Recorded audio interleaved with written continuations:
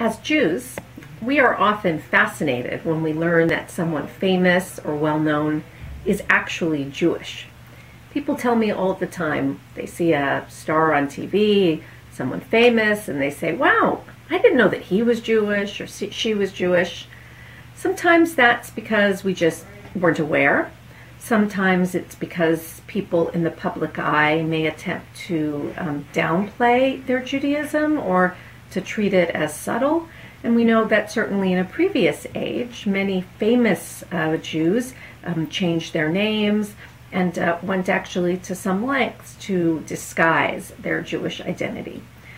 For many of us, the issue of being a minority in a majority culture presents some significant challenges. And that challenge, those issues, are in fact at the heart of the story of Purim, which is the holiday that begins in a week's time. The heroine of the story is Queen Esther, and she becomes queen after the king, Ahasuerus, banishes his wife Vashti when she refuses to dance at his party.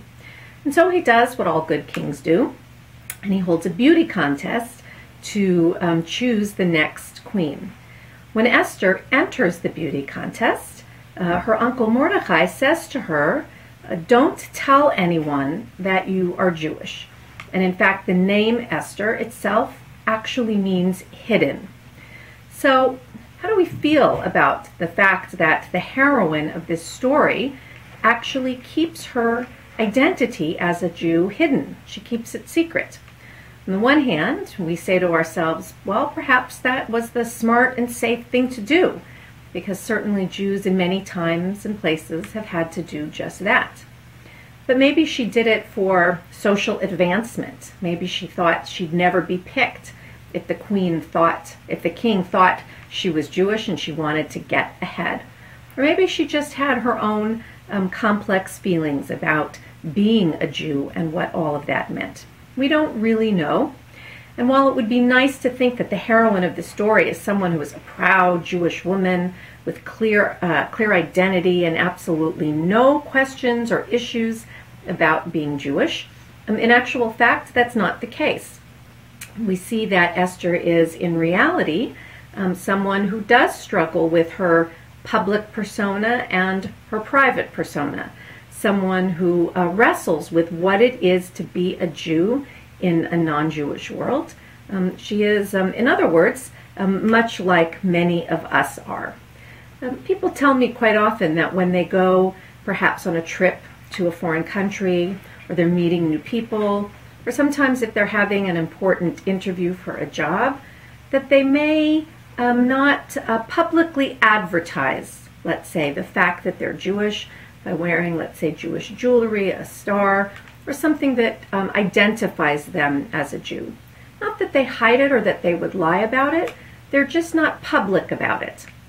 And what do we tell our children as well? Do we tell them that they should proudly proclaim everywhere they go that they're proud to be Jews? Or are there times where that is better kept a secret?